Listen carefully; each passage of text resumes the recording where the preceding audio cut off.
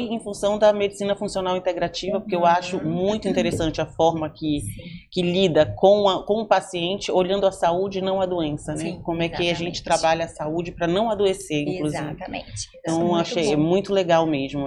Foi assim até que eu cheguei nela, quando eu vi que ela fazia parte dessa...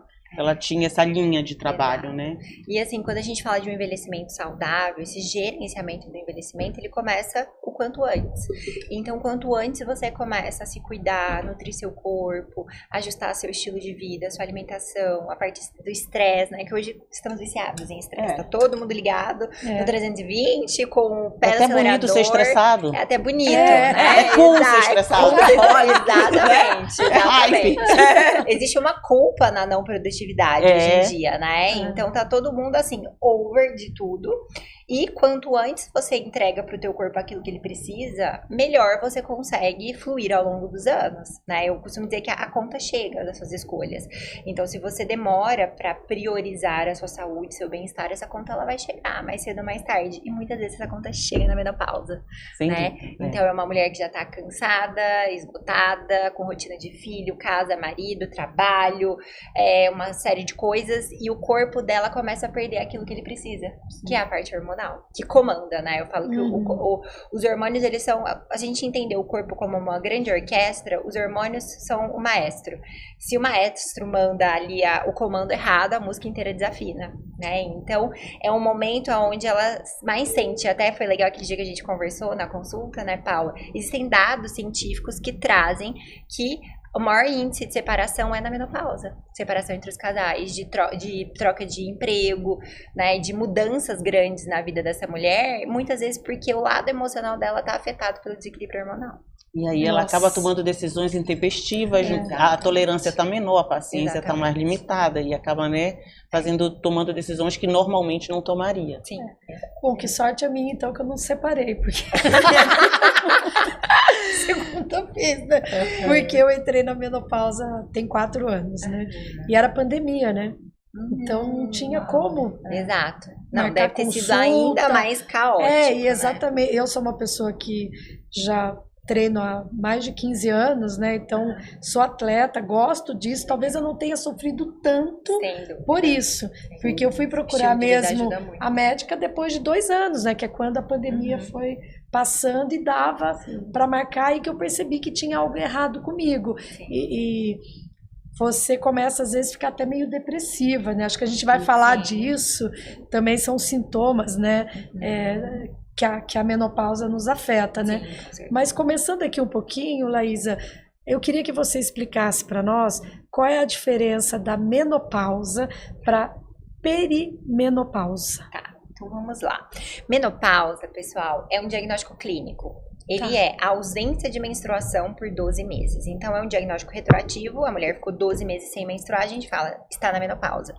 E a perimenopausa é esse período que antecede essa pausa da menstruação, que a gente chama de climatério ou transição menopausal, que é um momento onde começa a oscilar os níveis hormonais dessa mulher e tem o início aos sintomas. Quanto mais oscilam os hormônios, mais sintomas essa mulher vai ter.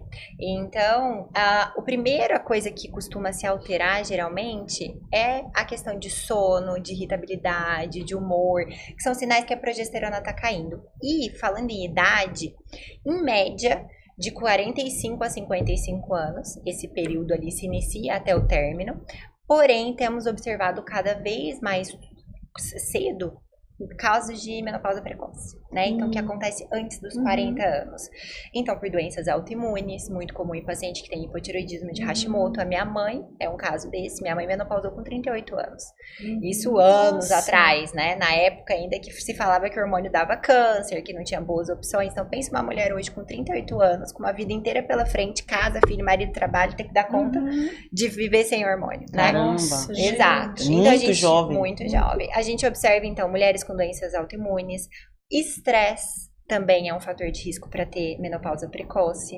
Temos visto pós-Covid, aí pós-pandemia, esse negócio aí meio Covid, meio vacina, enfim, A gente tem visto também casos mais intensos de insuficiência ovariana precoce, né, que é o nome da menopausa precoce. E então, por idade, é mais ou menos isso. E a grande diferença de menopausa para perimenopausa é a ausência de 12 meses sem menstruação, e aí a menopausa já se instalou, e essa perimenopausa é esse antes, que antecede, mas que a paciente já tem sintomas. Entendi. E é muito importante estar atento aos sintomas, porque você não precisa esperar você menopausar para começar a tratar. O tratamento adequado, ele deve começar na perimenopausa, porque ele evita que você tenha aquele degrau da menopausa, que você fala, nossa, de repente tô péssimo, tô horrível. Então, quanto antes você começa a ajustar essa parte hormonal que já começou a oscilar, melhora essa entrada na menopausa. Então, eu tenho pacientes que me buscam nesse início e que entram na menopausa sem perceber. A gente vê que menopausou pelos exames, né? Ali, níveis de FSH mais elevados, geralmente acima de 25 no sangue, a gente já fala que é um diagnóstico ali de menopausa laboratorial. Então, é importante isso, identificar esse momento para você buscar ajuda na hora certa, porque muitas mulheres vão batendo de consultório em consultório, principalmente no psiquiatra, em médico ali na cardiologista, na ginecologista, que às vezes não olha muito bem, porque nessa fase pode ser que os hormônios estejam normais nos exames, pode ser que estejam alterados. Porque como existe uma oscilação e o exame de sangue é uma foto, no dia que você coleta pode ser que seus hormônios sejam todos normais. Mas aí, às vezes, na outra semana, aquilo que deveria estar alto está baixo, aquilo que está baixo deveria estar alto. Aí você faz o exame ali, vai no ginecologista, não, mas seus exames são todos normais, você conhece a sua cabeça. E vai pro psiquiatra. E aí começa uma medicalização de um sintoma que, na verdade, é hormonal. Sim. Não é deficiência de remédio, não precisa tomar um antidepressivo, um ansiolítico. Na verdade, se ajustar a parte hormonal, essa mulher melhora do ponto de vista emocional, né? Verdade. E aí, muitas mulheres começam a tomar remédio pra dormir, começam a tomar remédio pra ansiedade, começam a tomar remédio, várias coisas, porque ela fala, eu tô ficando louca, e eu não tô na menopausa, meus exames são normais, né? Isso é o caso mais comum. E, na verdade, é porque a gente olha para a clínica dessa paciente, né? A medicina, ela tem uma frase, desde a primeira semana de faculdade de medicina, o professor escreveu isso na lousa, eu nunca mais vou esquecer. A clínica é soberana, a gente não trata exame, a gente trata paciente, a gente olha para sintomas. E o corpo grita quando tem alguma coisa errada, né? Eu falo que os sintomas, eles são luzes vermelhas no painel.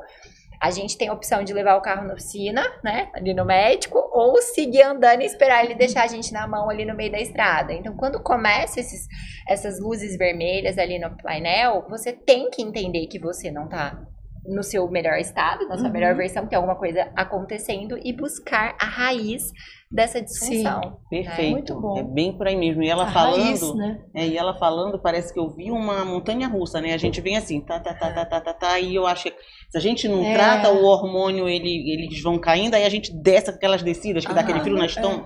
Uma Eu acho que é montanha russa. Que a gente